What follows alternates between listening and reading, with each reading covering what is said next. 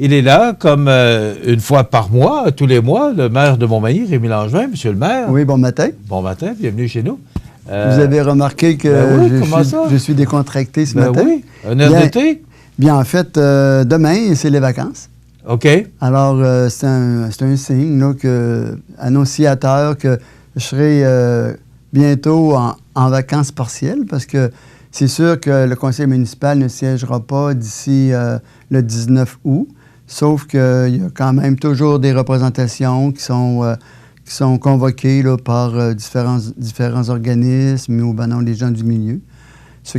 Mais officiellement, le conseil, à partir depuis lundi dernier, a terminé ses activités politiques là, et administratives jusqu'au 19. OK. Et à un moment donné, il faut prendre des vacances. Oui, bien en fait, l'appareil municipal aussi prend des vacances. Alors, souvent, on est accompagné par le directeur général, les directrices des ressources humaines ou le directeur des finances. Alors, comme ils sont eux aussi en vacances, bien, on se reçoit là, à plusieurs activités de rencontres pour justement permettre à ces gens-là de prendre des vacances et puis aussi d'avoir les personnes ressources qu'on a besoin pour répondre aux questions des gens qui veulent nous rencontrer. Alors, faire des rencontres puis dire, bien là, on va en reparler à l'automne, bien les gens, ils préfèrent peut-être qu'on se reçoit à nos rencontres puis qu'on les planifie avec les gens qui sont impliqués dans les dossiers. Rémi, on a plusieurs sujets à discuter, puis le temps passe très rapidement, donc... Vous voulez avoir des réponses courtes? Ce serait préférable, mais... D'accord. Bon, il y a des sujets, je pense, qui méritent des réponses peut-être un peu plus longues. Je vais tenter de vous donner des réponses courtes. OK. D'abord, je vous amène un peu sur le sujet qui a fait parler beaucoup récemment, l'histoire du hockey à Montmagny. Oui. L'Everest, les canotiers, le décor Mercier. Le décor Mercier qui est fragilisé là, parce que, les assistances des gens qui vont à l'Everest, d'autres vont au décor Mercier, les paiements de toutes sortes.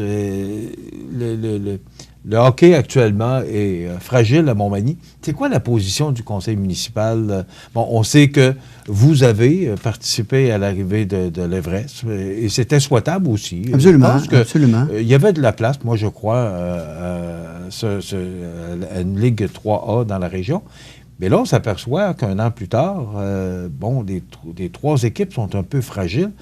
C'est quoi la position du conseil par rapport à cette situation actuelle? Bien, comme vous l'avez dit, nous, on a reçu favorablement l'arrivée du Junior 3 à Montmagny parce que ça apportait une autre dimension au niveau collégial pour des jeunes qui venaient s'inscrire chez nous. Et puis aussi, ça venait aussi dynamiser toute l'effervescence du hockey dans nos milieux, parce qu'on sait que Montmagny, c'est une ville de hockey.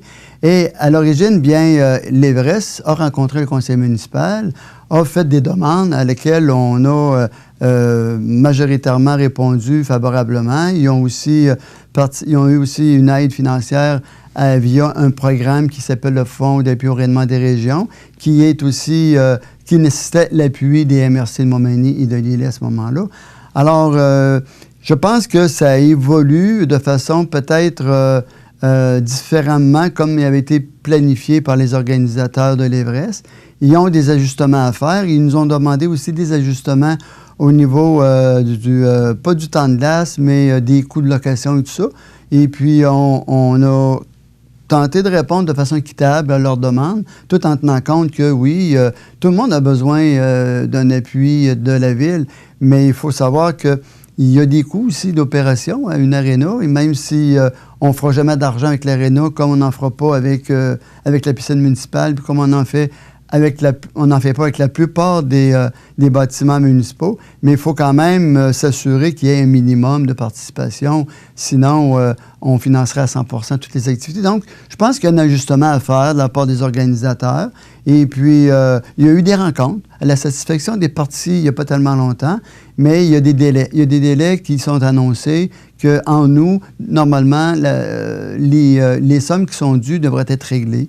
Alors, souhaitons que ça va Est-ce que le conseil municipal a un œil là-dessus ou si en fait, nous, vous tenez plus loin de ça? Non, nous, l'œil qu'on a, c'est via le service des loisirs, via aussi notre directeur Jean-François, qui est à la table de toutes les discussions avec le hockey, particulièrement au niveau des infrastructures de loisirs. Et c'est lui qui est notre notre représentant là, au niveau du conseil municipal, mais le conseil, il s'en remet à l'administration municipale pour une bonne gestion des lieux, une bonne entente aussi entre les utilisateurs et de voir est-ce que chacun, de façon équitable, ils reçoivent leur juste part dans les ententes qui sont conclues.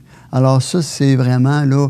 Parce que nous, on veut pas non plus assumer les problèmes financiers au-delà de l'infrastructure qu'on fournit, des aménagements et des améliorations qu'on y apporte. On ne voudrait pas être le bailleur de fonds. Ça, c'est clair que non. Le conseil municipal ne sera pas le bailleur de fonds pour aucun club. OK. C'est assez clair. C'est assez clair. Hier, mardi, vous avez rencontré les journalistes des médias de la région et vous avez annoncé que le bateau CGS, qui était un de vos projets au niveau touristique, c'était la réplique, c'était pas de renflouer le bateau, là, mais c'était vraiment la moitié du bateau qui s'est échoué ici en 1914. C'était un beau projet au niveau touristique, mais là, vous avez décidé d'abandonner ce projet. Pourquoi? Bien, écoutez, c'était une belle découverte. Il faut savoir, puis il faut rappeler aux gens que si vous vous rendez à la Pointe-aux-Oies et que vous utilisez le Mirador, je l'appelle ça le Mirador, mais la tour qui a été érigée depuis quelques années, vous allez voir qu'il y a de l'information sur les archipels et aussi sur ce bateau-là, qui est pour plusieurs une belle découverte. Et on croyait que ça pouvait avoir, comme on est sur la route des navigateurs, et puis oui, vous allez me dire qu'il y a le musée maritime de l'Îlet, il y a aussi à Lévis, mais on croyait que c'était un beau rappel de notre route des navigateurs et de proposer d'en faire un projet fort, un projet porteur pour l'attraction touristique et aussi pour notre histoire, même si le bateau n'est pas de Montmagny, mais qui portait le nom de Montmagny, avec l'histoire aussi du Titanic qui a sombré, puis pour lequel eux, ils ont participé. Puis il y a eu aussi quand même des événements tragiques par la suite. On trouvait que c'était un beau clin d'œil à faire à l'histoire, mais c'était peut-être une surprise pour les gens aussi de découvrir qu'il y avait ce bateau-là. Donc, on se dit, dans un prochain temps, dans un prochain moment, peut-être que d'autres personnes auront de l'intérêt à avoir un œil sur ce projet-là. Puis, on évolue. Comme on n'avait pas l'approbation de la majorité des membres du conseil, puis qu'on n'avait pas non plus une appropriation immédiate de la population, bien écoutez, on fait ça pour eux, hein, on fait ça pour les gens d'ici, on fait ça pour le milieu. Alors, on ne se battra pas contre le milieu, carrément pas, là, parce que d'abord, on n'a pas de l'énergie à mettre à se battre contre le milieu. On est élu par eux, on est là pour les représenter. Fait qu'on a convenu qu'il valait mieux de se retirer du projet momentanément et puis permettre aux gens là, de peut-être nous rappeler que ce projet-là, il pouvait être intéressant. Faire une réflexion là-dessus aussi. Oui, puis, oui. Vous dites que ce ne sera pas sous votre gouverne, donc c'est pas vous qui allez représenter ce projet-là. Non, ça ne veut pas dire que je ne me représente pas. Ça veut dire que c'est pas moi qui vais le représenter. Non, c'est ça. Il faut bien comprendre. C'est très clair. La nuance est bonne, M. Montminy. Vous êtes vraiment bon. Rémi, est-ce que, le centre d'immigration, oui. C'est à peu près la même chose aussi, parce que, il y a des avis partagés là-dessus. Ce projet-là, lui, est-ce qu'il continue? Absolument. Vous savez qu'on a mandaté des firmes, des firmes, des ingénieurs et des architectes pour vraiment bien préparer, bien positionner le dossier, mais avec la Société de développement économique, on va prendre le temps, une fois qu'on aura les coûts réels, parce que, vous savez, le débat est là. Hein? On ne peut pas se lancer dans un... D'abord, il faut annoncer la vision qu'on a pour donner à la population des infrastructures qui répondent à des besoins. Et on sait que d'agrandir le centre d'immigration, de donner l'accès au fleuve, c'était des besoins qui répondaient à des sondages, à un sondage qu'on a fait dès notre arrivée au pouvoir. Et puis, les gens nous disaient, bien, nous, on veut avoir des endroits pour se rencontrer, on veut aussi avoir l'accès au fleuve. Donc, c'était tout à fait approprié d'avoir une bonne discussion puis une bonne réflexion sur l'aménagement de places d'immigration pour en faire un projet là, porteur pour le 375e. Alors, à l'automne, quand on aura tous les documents puis toutes les informations requises, on va faire une belle présentation de l'ensemble du projet. Vous savez, la place d'immigration, c'est le projet qui est vraiment le majeur, mais l'aménagement, l'accès au fleuve, les projections qui sont faites pour les années à venir, tout ce qui va être attractif pour les gens. Parce que amener des gens à Pointe-aux-Oies, mais pas avoir d'infrastructure pour les accueillir, bien, écoutez, c'est comme dire aux gens, bien, on vous propose de vous rendre à tel endroit, mais il n'y a pas de route, hein, c'est un cul-de-sac. Fait que c'est pas intéressant. C'est que je pense que les gens, quand ils auront la possibilité de voir l'ensemble du projet, puis aussi les coûts réels, les coûts qu'il va être demandé aux gens via leur compte de taxes, bien, c'est là qu'ils vont pouvoir réaliser qu'il y a beaucoup de programmes qui nous permettent de réaliser ce projet-là et à très faible participation citoyenne au plan financier, bien, ils jugeront si on a eu raison de travailler sur ce projet-là ou pas. Il va y avoir consultation publique? En fait, il va y avoir une présentation publique. OK, c'est beau. C'est pas un référendum. OK. Oubliez ça.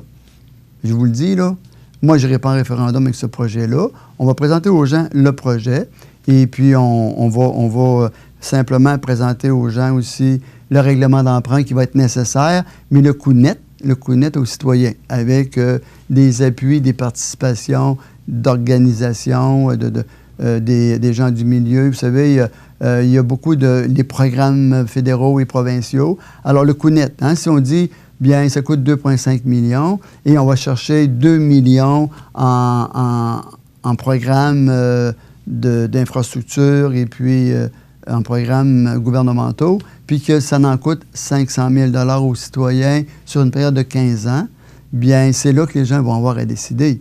S'ils disent, ben non, même à 500 000 $, on n'est pas intéressé à avoir ces infrastructures-là, on est mieux que le bâtiment meure en décrépitude, là, si on veut, parce que ça fait quand même un bâtiment qui a 30 ans, qui a besoin de beaucoup d'amour, puis qui est beaucoup utilisé parce qu'il y a une salle de spectacle qui est utilisée par plusieurs organismes. Il y a une ancienne salle d'exposition qui ne sert absolument à rien parce qu'il n'y a pas de fenestration, il n'y a aucune commodité de cuisine, etc. Donc, on laissera pourrir le bâtiment, et puis, si vous voulez. Puis, les gens continueront à aller dans la région de Lévis ou de la Pocatière ou de Saint-Jean pour louer des salles de réception, puis faire leur mini-congrès, leurs activités familiales, etc. Puis, nous, bien, on continuera à se plaindre qu'on n'a rien à Montmagny. Allez regarder passer ça. C'est ça, exactement. On va s'arrêter quelques instants, M. le maire. Après ça, j'aimerais ça qu'on parle d'eau un petit peu. Oui. Parce qu'on a eu un avis préventif cette semaine. Oui. Ça a surpris beaucoup de monde. Moi, le premier. Oui. Il y a une explication à ça. Oui, c'est ça. On regarde ça dans quelques instants avec le maire de Montmagny, M. Rémi Langevin. Monsieur le maire, cette semaine, on a eu un avis préventif. D'ailleurs, vous vous êtes servi de nos panneaux d'affichage pour annoncer les panneaux d'affichage que vous voyez sur... parce qu'il y a des gens qui ne savent pas encore que ça appartient à CMA-TV, mais le panneau d'affichage qu'il y a au coin du boulevard Taché et chemin des Poiriers, en fait, du coin de BMR, et en avant du centre d'études collégial, ben, c'est la propriété de CMA-TV. Oui. Grâce à un partenariat avec la ville de Montmagny. Oui, en fait, il faut que les gens sachent aussi que l'emplacement, on vous la loue. Oui, annuellement. Effectivement. Je paye un loyer. C'est pas une gratuité. Non, c'est important de le mentionner. On a des revenus. On est locataire des terrains de la ville. Exactement. Monsieur le maire, il y a eu un avis préventif cette semaine. Et moi, le premier, j'ai été un peu surpris parce que les dernières pluies qu'on a reçues, c'est samedi matin, on a eu un orage là, en avant-midi. Excusez-moi. Et c'est hier ou mardi en fin de journée.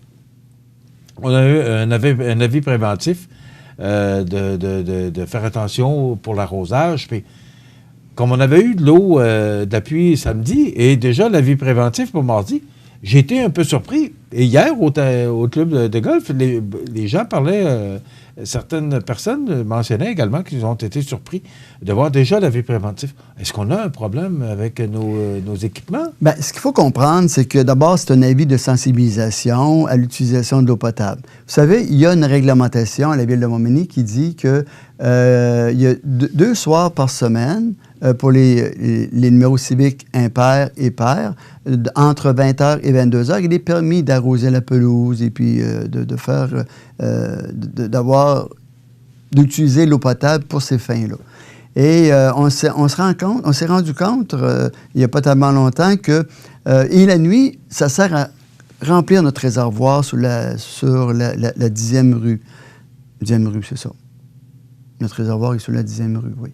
Et puis, on s'est rendu compte qu'il y a plus de consommation que prévu la nuit qu'il y en avait auparavant, qui ne nous permet pas de remplir notre réservoir. Parce que si notre réservoir ne se remplit pas durant la nuit, notre réservoir sur la 10e rue ne se remplit pas durant la nuit, bien, ça peut venir contrecarrer tout l'aspect de pression et de distribution de l'eau durant le jour dans la ville de Montmagny. Alors, on se rend compte que probablement qu'il y a des utilisations d'eau excessives après 22 heures le soir. Parce que entre 20 et 22 heures, on dit, bien, c'est pas la période où on se sert pour remplir notre réservoir. C'est après 22 heures, jusqu'au petit matin, qu'on utilise toute la pression qu'il est possible d'avoir pour envoyer l'eau pour remplir notre réservoir. Fait que c'est un avis de sensibilisation qu'on fait parce qu'il reste que notre barrage sur lequel on veut faire des interventions dans les prochaines années, bien, il n'est pas mécanisé, il n'est pas automatique. Et puis, quand le niveau d'eau de notre lac dans lequel on puise notre eau, il descend par évaporation, bien, on n'a pas suffisamment d'alimentation d'eau durant le jour pour s'assurer que notre réservoir se remplisse durant la nuit et qu'on soit capable de fournir aux résidents là, durant le jour. Fait que c'est un peu pour dire aux gens, écoutez, respectez la réglementation. Vous avez le droit d'arroser, d'utiliser l'eau entre 20h et 22h, 2 soirs par semaine pour les chiffres pairs, 2 soirs par semaine pour les chiffres impairs, et respectez la réglementation. Il en va pour, finalement, là, notre sécurité à tous aussi, parce qu'on a besoin que notre réservoir soit plein lorsqu'on débute la journée. Est-ce que ça a un lien avec la centrale de traitement d'eau, là, parce que vous disiez que vous aviez des réparations majeures à effectuer? Bien, effectivement que notre barrage, quand les niveaux d'eau baissent, ça ne nous permet pas d'avoir l'alimentation à notre réservoir qui est en amont de notre usine de filtration pour traiter l'eau qu'on a besoin pour la distribuer à notre réservoir durant la nuit. Oui, et les 4 millions de dollars là, qu'on a reçus de la TEC vont servir principalement à améliorer notre système de rétention d'eau à notre barrage et aussi notre réservoir d'eau en amont de notre usine. Et puis, finalement, bien, à mettre aux normes là, certaines installations. Vous venez de mentionner qu'on va recevoir 4 millions. Oui. Vous avez eu un beau cadeau, un beau chèque? Bien, en fait... ça vient d'où, ces 4 millions? Ça vient de la taxe de l'essence. C'est un programme qui est sur 4 ans. On a terminé en 2019, 2019, les sous qu'on avait de la TEC antérieure, qui était de l'ordre de 3,2 puis 3,4 millions. Alors, on est à la fin de notre programme. Et là, bien, on a une nouvelle TEC pour 4 ans, qui est de 2019 à 2023. Et puis, ça nous donne 4 millions, 69 000 $. Là. Qui vont servir à... Bien, qui doit servir... à rénover notre usine de filtration? Exactement. Et bien, en fait, ces sous-là sont dédiés pour notre réseau d'égouts et d'aqueducs, particulièrement. On ne peut pas l'utiliser pour faire de la surface, sauf un petit pourcentage du montant qui nous vient de Québec, de l'ordre... Sur les 4 millions, il y a 850 000 $ environ qui nous viennent de Québec. On peut prendre 20 % de ce 850 000 $ pour faire d'autres projets que le réseau d'égouts et d'aqueducs. OK. Je vous donne 60 secondes. C'est compliqué un peu, hein? Clairement. Peut-être qu'on prendra vraiment une entrevue complète pour en parler. Là, oui. Là à chaque seconde que vous allez prendre pour parler de l'escalier de Pruche, vous prenez des secondes sur le temps de José Soucy. Oui. Alors, l'escalier de Pruche, 20 000 $. on va pouvoir descendre du camping vers la plage. Oui, bien en fait, c'est dans l'esprit de redonner le fleuve aux gens. Il y avait une descente. En fait, c'était pas une descente, mais c'était plus des caissons pour éviter qu'il y ait de l'érosion dans le secteur où on retrouve la marina. Alors, les gens l'utilisaient comme escalier, mais c'était vraiment pas un escalier, c'était des caissons pour éviter que la terre déboule. Alors, comme les gens l'utilisaient pour aller à la petite plage qui s'est formée par l'érosion tout près de la marina, puis qu'on veut travailler pour donner l'accès au fleuve, on s'est dit, on va investir dans un bel escalier en cruche avec une rampe de sécurité pour permettre aux gens, justement, d'y accéder à cette belle plage-là et aller voir toute la biodiversité de ce secteur-là. 10 000 payés par le camping Pointe-aux-Oies qui exact. passablement de profit. On est en partenariat. Et après ça, avec la ville de Montmagny. Exactement. C'est tout le temps qu'on a? Bien, je souhaite bonnes vacances à vous. Bonnes vacances aussi aux gens. Puis, l'hôtel Léville n'est pas fermé. On est toujours ouvert. Si vous avez des questions ou des demandes à faire, on a encore un service qui reçoit vos demandes. Et on sera de retour le 19 à l'Assemblée publique télévisée. Merci beaucoup. 19 août. Et bonnes vacances. Merci. Voilà, au revoir, bonnes vacances.